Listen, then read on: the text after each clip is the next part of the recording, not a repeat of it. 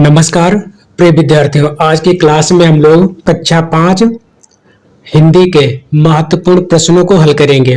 ये प्रश्न बार बार परीक्षाओं में पूछे जाते हैं। पहले हम लोग अध्ययन करेंगे अतिलघु उत्तरीय प्रश्नों का।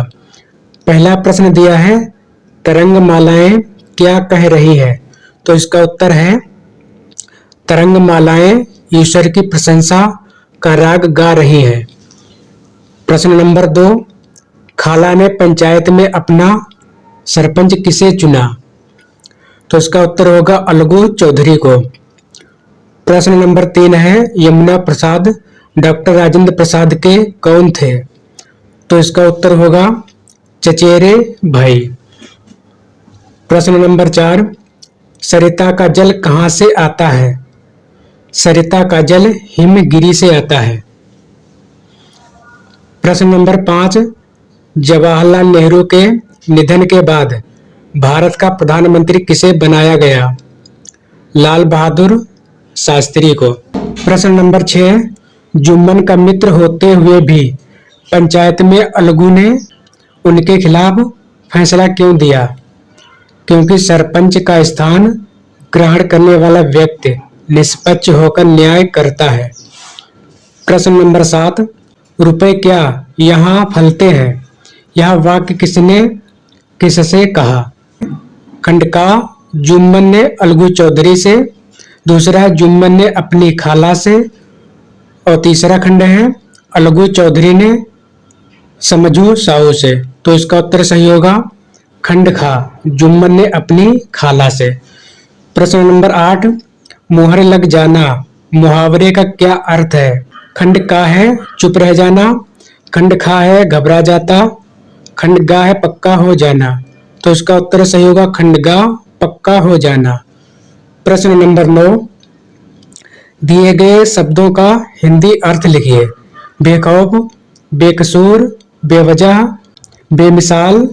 तो बेखौफ का मतलब होता है निडर, बेकसूर का मतलब होता है निर्दोष, बेवजह का मतलब होता है अकारण, बेमिसाल का मतलब होता है अतुलनीय।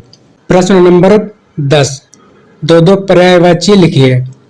सरिता के लिखना है और वसुधा के लिखना है। तो सरिता के हो जाएगा नदी, तटनी, वसुधा के हो जाएंगे धरती और पृथ्वी। अब देखते हैं लघु उत्तरीय प्रश्नों को। लघु उत्तरीय प्रश्नों में पहला प्रश्न दिया है, पर्वत क्या सीख देता है?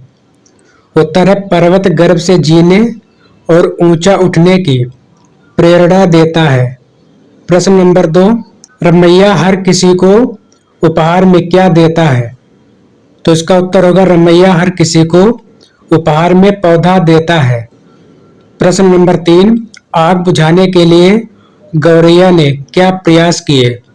तो इसका उत्तर सही होगा आग बुझाने के लिए नन्ही गौरैया अपनी चोंच में पानी भरकर आग में डालने लगी। प्रश्न नंबर 4, जायदाद की रजिस्ट्री होते ही जुम्मन का व्यवहार बदल गया। इससे जुम्मन के स्वभाव के बारे में क्या पता चलता है? तो इसका उत्तर है, जायदाद की रजिस्ट्री के बाद जुम्मन ने खाला की परवाह करना छोड़ दिया। इससे उसके स्वार्थी और मतलबी होने का पता चलता है। अब देखते हैं प्रश्न नंबर 5। प्रश्न नंबर 5 है, बालक राजेंद्र प्रसाद की शिक्षा कब व कहाँ हुई?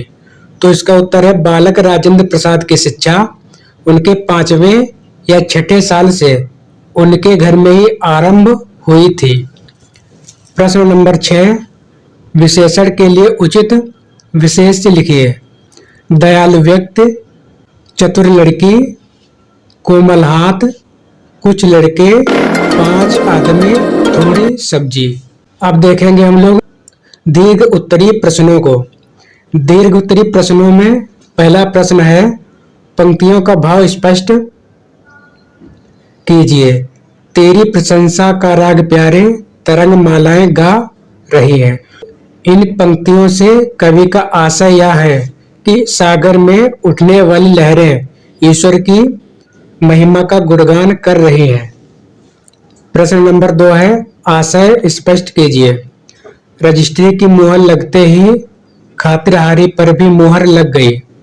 आशय, जुम्मन और उसकी पत्नी ने खाला जान का तब तक स्वागत सत्कार किया जब तक कि उन्होंने अपनी संपत्ति उनके नाम रजिस्ट्री नहीं कर दी। खाला द्वारा अपनी जायदाद की मिल्कियत जुम्मन को देते ही जुम्मन और उसकी पत्नी का व्यवहार खाला के लिए बदल गया। उन्होंने उनकी खातिरदारी करनी छोड़ दी और दिन रात खाला को कोसने लगे। अब देखते हैं प्रश्न नंबर 3। प्रश्न नंबर 3 दिया है, पहले मौलवी साहब और दूसरे मौलवी साहब में क्या अंतर था? पहले मौलवी साहब हल्की बुद्धि के थे, उनके स्वभाव में गंभीरता नहीं थी, जबकि दूसरे वाले मौलवी साहब बहुत ही गंभीर स्वभाव के थे।